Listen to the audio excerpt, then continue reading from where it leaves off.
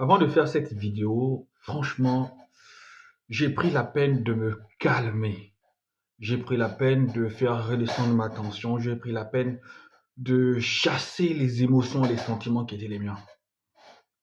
Quand tu t'appelles le FC Barcelone, quand tu aspires à redevenir un grand d'Europe, quand tu aspires à gagner la Liga, quand tu aspires à gagner la Ligue des Champions, quand tu as battu dans un classico d'anthologie le Real de Madrid à Bernabeu sur un score de 4-0, quand tu as battu l'ogre bavarois sur un score de 4-1, tu ne peux pas te faire battre contre la Real Sociedad et tu ne peux pas, après avoir mené 2-0 contre le Celta Vigo, même si tu es à l'extérieur, même si tu es à 10 contre 11, tu ne peux pas commettre une faute professionnelle de cette envergure.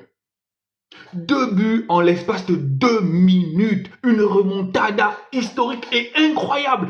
Comment tu t'appelles le FC Barcelone et avec toute l'histoire qui pose sur tes épaules, tu arrives à faire ça? Ils ont fait le con, ils ont fait n'importe quoi, ils se sont sabordés. Ils se sont sabordés et ça remet tout en cause. La Liga est relancée ce soir-là. La Liga est relancée. La 14e journée.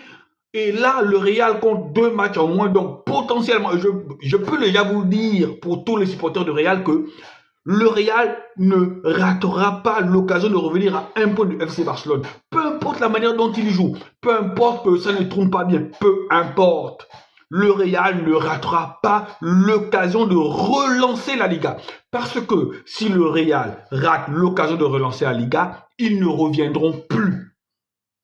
Et c'est là où tu comprends que c'est le Real qui était trop faible en fait. C'est le Bayern qui était trop faible, c'est pas le Barça qui est devenu subitement trop fort. Non. Le Barça, c'est une équipe qui psychologiquement est faible psychologiquement. Depuis l'époque Messi, le Barça, c'est une équipe faible psychologiquement.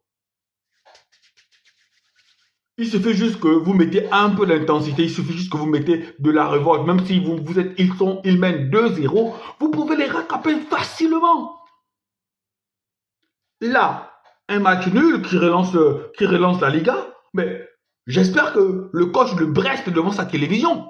J'espère que les joueurs brestois sont devant leur télévision. Qu'ils vous ont vu ce qu'il fallait faire. Et là, c'est fini. Le jeu du hors-jeu a été compris. Le Barça n'a plus d'atout. Le Barça n'a plus de surprise. Le jeu du hors-jeu, on a vu ce soir que ça ne marchera plus parce que la parade a été trouvée. La parade a été trouvée. Ce ne sont plus normalement ou logiquement les attaquants qui doivent plonger, mais ça doit être les milieux qui doivent plonger. Puisqu'ils jouent haut, il faut qu'on part un peu de 2 mètres en arrière et on plonge. Ce ne sont pas les attaquants qui doivent plonger comme l'a fait les joueurs du Real de Madrid et les joueurs du Bayern. Ce sont les milieux qui doivent plonger. Le Celta Vigo a montré ce soir très clairement comment il fallait prendre cette équipe du FC Barcelone. Il n'y a plus d'illusion, sincèrement. Sincèrement, le football va très vite. Et là, on se rend compte une fois de plus que lorsque Lamine Yamal n'est pas là, c'est vrai, Rafinha a marqué son but, Lewandowski aussi a marqué son but, mais quand tu as Lamine Yamal, je ne pense pas que cette équipe de Celta Vigo aurait eu le courage d'aller à l'abordage comme ça. Et après, derrière, Jules Koundé qui faisait partie des joueurs pour moi les plus fiables dans ce FC Barcelone là. Jules Koundé dont l'association et le niveau depuis le début de saison est irréprochable. Il a fallu que ce soir-là, tu nous sortes ça. Une bourde monumentale. Tu as remis en cause tout ton statut par cette bourde-là. Je ne dirais pas. Je ne veux même pas incriminer Marc Casado parce que quand Marc Casado prend son rouge, vous pouvez... Sincèrement, j'ai pas les mots en fait. Je n'ai pas les mots. Remontada en 2 minutes. Donc si on donnait encore même 5 minutes, je pense que le Barça perdait le match. Le Barça perdait le match. Et comme toujours pour moi, Iñaki Peña a fait quelques arrêts, mais Iñaki Peña ne rassure pas. Ce soir, la défense barcelonaise était une défense aux abois. Le milieu de terrain n'a vraiment pas été à la hauteur. Oui, l'attaque, ça allait, ça fait ce qu'ils ont pris, mais le milieu de terrain n'a pas été à la hauteur. Ils n'ont pas tué le match, ils ne se sont pas mis à l'abri. Et là, ça fait franchement les affaires du Real de Madrid qui a 2 matchs en retard pour l'instant. Donc demain, je pense que voilà, c'est Leganés. Ils vont disposer les Leganés tranquillement.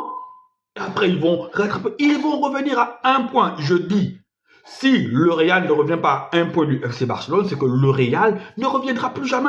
Et les gens d'équipes comme le FC Barcelone, ce sont les équipes qui, lorsqu'elle a un gap important, un écart important, un écart de 6 points, elle peut gérer. Mais lorsqu'elle a la pression, elle ne sait pas gérer la pression.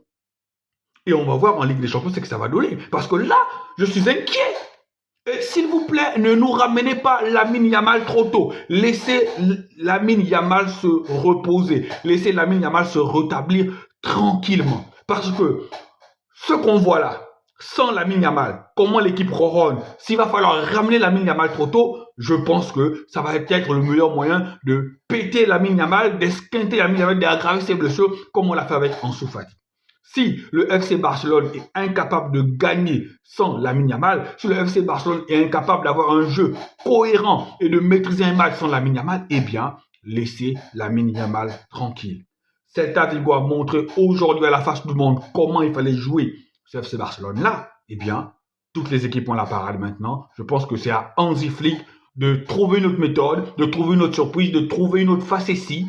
Mais le jeu du hors-jeu ne marchera plus. Allez, ciao, ciao.